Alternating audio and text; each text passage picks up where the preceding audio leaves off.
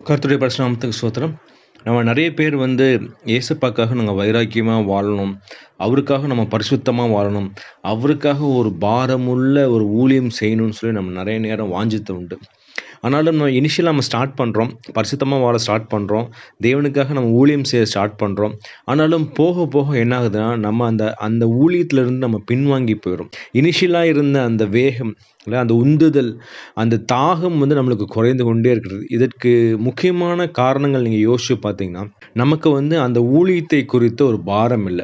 ஊழியக்காரரா இருக்கிறோம்னா, நமக்கு அந்த பாரம் வேணும் இல்லையா? ஃபார் எக்ஸாம்பிள் வந்து நம்ம ஒரு ஒரு சில்ட்ரன்ஸ் மினிஸ்ட்ரியில இருக்கோம்னா, நம்ம அந்த பிள்ளைகளுக்கான ஒரு பாரம் இருக்கணும். ஒரு டீன்ஸ் மினிஸ்ட்ரியில இருக்கோம்னா, அந்த பிள்ளைகளுக்கு மேல ஒரு பாரம் இருக்கணும். இந்த பிள்ளைகள் தேவனை விட்டு வழி விலகி போறாங்களே, அவங்க கடவுளை ஏற்றுக்கொள்ளாமல் இப்படி மதிகேடாய் நடந்து கொள்கிறார்களேங்கிற ஒரு பாரம் இருந்தா தான், அந்த பாரம் வந்து நம்மள அந்த ஊழியத்தில தாங்கும். நம்ம என்ன பண்றோம், நம்முடைய சுயத்துக்காக நெறைய பேர் என்ன ஆகுனா, நம்ம பணத்துக்காக, புகழுக்காக, பெருமைக்காக, மத்தவங்கள் பார்க்குறாங்க, இல்ல மத்தவங்க ஒரு ஊழியம் செய்றாங்க, நாங்களும் அந்த ஊழியம் செய்யணும், ஏதாவது ஒரு ஊழியம் செய்யணும்னு சொல்லி என்ன பண்றோம், நம்ம வந்து அந்த ஊழியத்த ஸ்டார்ட் பண்றோம். ஆனா, காலங்கள் செல்ல செல்ல என்ன ஆகுதுன்னா, அந்த பாரம் இல்லாதனால நம்ம கன்டினியூஸா அந்த ஊழியம் செய்யவே முடியறதில்ல. ஸோ, ஊழியம் செய்றதுக்காக இருந்தாலும் சரி, நம்ம வந்து பரிசுத்தமா வாழணும்னு நெனச்சாலும், நமக்கு என்ன வேணும்னா, தேவனுடைய பாரமும், அவர் குடுக்குற பாரம் நம்ம இருதயத்தில இருக்கணும். அதே மாரி ஒரு பரிசுத்தமான வாழ்க்கை வாழணும்னா, தேவன் மேல ஒரு பயம் இருக்கணும். இந்த 2ம் இல்லன்னா, நம்மளால வந்து பரிசுத்தமாவும் வாழ முடியாது. தேவனுக்காக நம்ம ஊழியம் செய்யவே முடியாதுங்க. நம்ம இன்னைக்கு யோசிச்சு பார்ப்போம். நம்ம வந்து ஊழியம் ஸ்டார்ட் பண்ணது நமக்காக, என்னுடைய சுயத்திற்காக, என்னுடைய பெருமைக்காக நம்ம ஸ்டார்ட் பண்ணனா, இல்ல தேவன் குடுத்த பாரத்துக்காக. நம்ம என்ன பண்ணணும்னா, அந்த ஆசை இருந்ததுன்னா, நம்ம தேவன்ட்ட கேட்போம். கடவுளே எனக்கு ஒரு பாரத்த குடுங்க. நான் என்ன ஊழியம் செய்யணும்னு சொல்லி ஒரு பாரத்த குடுங்கன்னு நம்ம அவர்ட்ட கேட்கும்போது, அவர் அழகா ஒரு பாரத்த குடுப்பார். அந்த பாரத்திற்காக நம்ம உபவாசிச்சு ஜெபிக்கும்போது, நம்ம தேவன் வந்து ஒரு நல்ல வழியை காண்பிப்பார். நமக்கு ஒரு நல்ல எக்ஸாம்பிள் வந்து பழைய ஏற்பாடுல நெகேமியா தாங்க. நெகேமியா நீங்க பார்த்தீங்கன்னா, அவர் எங்க இருக்கிறாருன்னா, சூசான் அரண்மனையில இருக்காரு. பாபிலோன் அரண்மனையில, சூசான் அரண்மனையில வந்து ராஜாவுக்கு பானபாத்திரக்காரன். அப்படின்னா என்னன்னா, ராஜாக்கு ரொம்ப முக்கியமான ஆள் இல்லையா? ராஜா சாப்பிடுறதுக்கு முன்னாடி இவரு தான் டேஸ்ட் பண்ணி குடுப்பாரு. அவ்ளோ நம்பிக்கையுள்ள ஆள் வந்து இந்த நெகேமியா.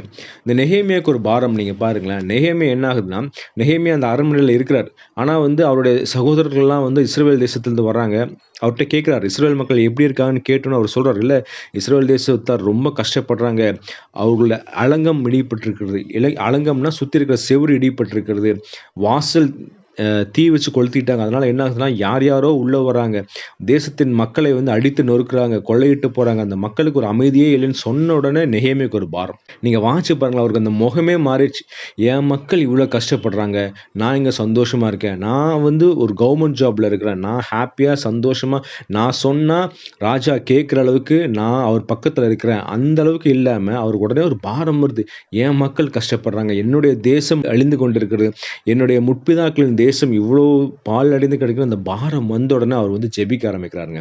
கடவுள்ட்ட உபவாசம் இருந்து ஜெபிக்கிறார். அதுதாங்க அந்த பாரம் இல்லையா? நம்ம நெறைய நேரம் ஜெபிச்சிருப்போம். எதற்காக ஜெபிச்சிருப்போம்னா, நம்ம சுய தேவைக்காக. கடவுளே எனக்கு ஒரு வேலை குடுங்க. என்னோட தெரிஞ்சவங்களுக்கு ஒரு உடம்பு சரியில்ல. அவங்களுக்காக நம்ம ஜெபிச்சிருப்போம். இல்லன்னா வந்து நம்ம பிள்ளைகளுக்காக, இப்படியாக நம்ம திருமணத்துக்காக, இப்படியாக நம்ம என்ன பண்ணணும், ஒரு உபவாசம் இருந்து நம்ம கண்டிப்பா ஜெபிச்சிருப்போம். ஆனா வந்து நெகேமியா பாருங்க, அவருக்கு எந்த தேவையுமே இல்ல. தானியேலும் பாருங்க 2 பேருமே நீங்க செக் பண்ணி பார்த்தீங்கன்னா, அவங்க ரொம்ப சந்தோஷமா எல்லாமே பெர்ஃபெக்ட்டா இருக்கு. ஆனாலும் அவங்களுக்கு ஒரு பாரம். என்னுடைய தேசத்து மக்கள் கஷ்டப்படுறாங்க. அந்த ஒரு பாரம் வந்த உடனே அவங்க உபவாசிக்கிறாங்க. அதுதாங்க அந்த உண்மையான பாரம். அது வந்த உடனே பாருங்களேன், அவங்க பெர்ஃபெக்ட்டா கடவுள் அந்த பாரத்த குடுத்துட்டாரு. அந்த பாரத்தை எடுத்து அவங்க ஜெபிச்சு உபவாசிச்சு இருக்கும்போது ஆட்டோமேட்டிக்கா வழிகள் எல்லாம் திறக்கப்படுது. அவர் பாருங்க அழகா நெகேமியா என்ன பண்றாரு, ஒவ்வொன்னா ராஜாட்ட போய் நிக்கிறாரு. ராஜா அழகா கேட்கிறாரு, "ஏன் நீ துக்கமா இருக்கிற? உன் மனசுல ஒரு துக்கம் இருக்கு. சொல்லுன்னு" சொன்னோனே அவர் சொல்றாரு, "என்னுடைய தேசத்துல சுத்தி இருக்கிற அலங்கம் இடிபட்டிருக்கிறது.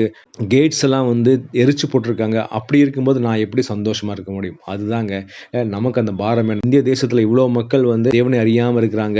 இவ்வளோ சிறுவர்கள் தேவனுக்கு பிரியமில்லாமல் வாழ்ந்து கொண்டு இருக்கிறாங்க. ஒரு அடிமைத்தனத்துல இவ்வளோ பேர் தண்ணி அடிச்சு ரோட்ல விழுந்து கிடக்குறாங்க. இந்த மாரி ஒரு பாரம் நமக்கு இல்லன்னா, நம்ம கடைசி வரைக்கும் அந்த ஊழியத்துல இருக்கவே முடியாதுங்க. கடவுள்ட்ட இன்னைக்கு நம்ம கேட்போம். ஏன்னா நெகேமியா வந்து ஒரு ஃபுல் டைம் மினிஸ்ட்ரிலாம் கிடையாதுங்க அவரு. அவர் வந்து அங்க கவர்ன்மெண்ட் சர்வன்ட் இருந்தாலும் அவர் ஒரு பாரம் இருக்கு. நெறைய நேரம் நம்ம நினைக்கலாம், நம்ம வந்து வேலையில இருக்கிறோம். இந்த மாரி வேலையில இருந்துட்டு நம்மளால ஊழியம் செய்ய முடியுமா? தேவனுக்கு பிரியமா இருக்க முடியுமா? அவருக்கு பரிசுத்தமா இருக்க முடியுமா? நம்ம நெறைய நேரம் யோசிச்சது. ஆனா வந்து நெகேமியா எங்க இருக்கிறாரு? பாபிலோன் தேசத்துல இல்லையா? பாவத்துல வந்து ஊறிப்போன ஒரு தேசத்துல அவர் ராஜா கூட இருக்கிறாரு. அந்த இடத்துல ஒரு பரிசுத்தமா வாழ்கிறார். அந்த பரிசுத்தமா வாழ்ந்தனால தான் ஜெபத்திற்கு தேவன் பதில் கொடுத்து, அந்த மன்னனுடைய இருதயத்தை திறந்து கொடுத்து, அந்த தேசத்தை இஸ்ரவேல் தேசத்துக்கு தேவையான ஆலங்கம் கட்டுறதுக்கு தேவையானதும், அந்த கேட்ஸ் கட்டுறதுக்கு தேவையானது எல்லாத்தையும் கொடுத்து அந்த இலங்கத்தை கட்டி முடிக்கிறாங்க. இல்ல அதே மாரி வந்து இஸ்ரவேல் மக்கள கூட்டிட்டு வராங்க. இல்ல மிச்சம் இருந்த இஸ்ரவேல் மக்கள வந்து பாபிலோன் தேசத்திலிருந்து கூட்டிட்டு வந்து, அங்க பழைய இஸ்ரவேல் தேசம் எப்படி இருந்ததோ அப்படி கொண்டு வரக்கு நெகேமியா ஒரு பெரிய காரணகர்த்தாவா இருக்காரு. ஸோ அதுதான். ஸோ நம்ம இன்னைக்கு கேட்போம் கடவுள்ட்ட, கடவுளே நாங்க நெறைய நேரம் வந்து எங்க சுயத்தினால நாங்க உமக்கு ஊழியம் செய்ய முடியும். சுயத்தினால நாங்க வந்து ஒரு பரிசுத்தமா வாழ்ந்த முடியும். அப்படின்னு சொல்லி நெனச்சிருப்போம். ஆனா நம்ம இன்னைக்கு கடவுள்ட்ட கேட்போம். கடவுளே எங்கனால முடியாது. எங்களுக்கு ஒரு பாரத்த குடுங்க. அந்த பாரத்தின் மூலியமா நான் உமக்காக நாங்க ஓடுகிற பிள்ளைகளா இங்க மாறணும். இன்னும் பெரிய ஒரு எக்ஸாம்பிள் பார்த்தீங்கன்னா, நெகேமியா வந்து அந்த காலத்துல பைபிள் கிடையாதுங்க. ஒரு ஃபெலோஷிப் கிடையாது.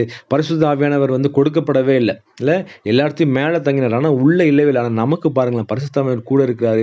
பைபிள் இருக்கு. எவ்ளோ வசனங்கள் கேட்கிறோம். இது எல்லாத்தையும் தெரிஞ்சிருந்தும் நம்ம வந்து இன்னும் தெரியாதவர்களா இருந்தோம்னா நமக்கு தாங்க ஐயோ! அதனால இன்னைக்கு நம்ம முடிவெடுப்போம். கர்த்தரிடத்துல ஊழியத்த கேட்போங்க. கண்டிப்பா அவர் குடுப்பார். ஒரு பாரத்த கேட்போம். அவர் பாரத்த கொடுப்பார். அதற்காக நம்ம உபவாசம் இருந்து ஜெபிப்போம். தேவன் நம்மளை கொண்டு பெரிய காரியங்கள் செய்ய வல்லவரா இருக்கார். கர்த்தர் நம்மை இந்த வசனத்தை ஆசீர்வதிப்பாராக. ஆமென்.